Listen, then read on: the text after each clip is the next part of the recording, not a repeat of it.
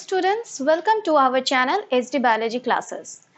In my last video, I have discussed about the pattern of biodiversity, and we have learned that there are two factors which affect the pattern of biodiversity throughout the world. One of the factor is latitudinal gradient and another factor is species area relationship. Today we are going to discuss about the species area relationship. Students, Alexander von Humboldt was a Prussian polymath, geographer, naturalist and explorer. He gave the idea of the species area relationship. What is this species area relationship? If we consider a habitat, in a habitat different regions are there like region A, region B and region C. When we explore within that region, when we move from the smaller area to the larger area of the habitat, that means we move from C to B and then to A, then we can see that the variety or the species diversity in the C is almost 1, 2, 3, 4, 5, 6, 7, 8 different species we can see in the C area. Now we are going more or increasing. If we increase the area more, that means moving from C to B, the area increases and we are getting some new species also there. These are the new species we can see there. That means what? If the area is increasing, the species richness, that is the diversity, species diversity also increase. But we can see that when we move to more increasing area in the habitat, that means when we move from B to C, there is no new species we can see. There is no new species we can find out in the area A. That means with the increasing of the area, the species richness also increase, but there is a certain limit.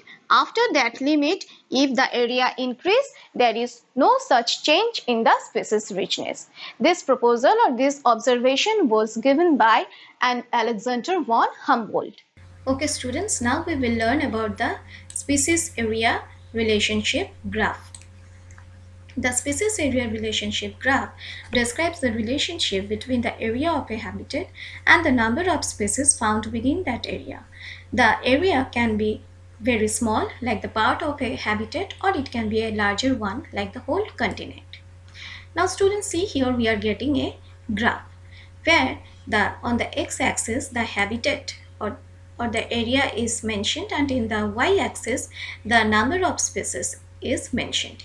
Here we are having the area like 10 meters square, 20 meters square, 30 meters square and so on, and here we are getting the number of species like 5, 10, 15, 20, 25 and so on.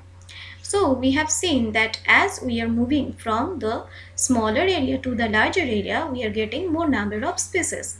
For example, when we go almost in 10 meters square area, we are getting almost number of species almost around 20, and when we are gradually moving towards 20 meters square area, the number of species also increase. It is almost more than 20, almost 22 or 23 like this.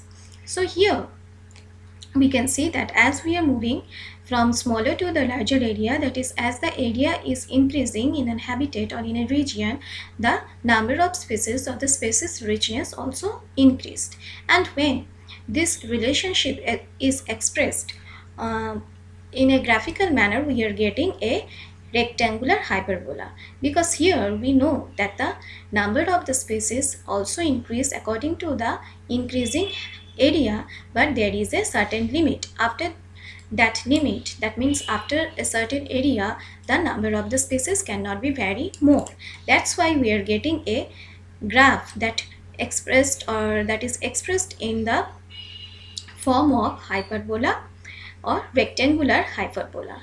Remember the graph, when we plot the species area relationship graph, when we plot the different data, we are getting a rectangular hyperbola graph, and the equation of that graph is s equal to cs a to the power z. When the same data is expressed in the logarithmic scale, we are getting a straight line. Here we are getting a straight line graph or the linear graph. And the same equation is expressed in the logarithmic scale.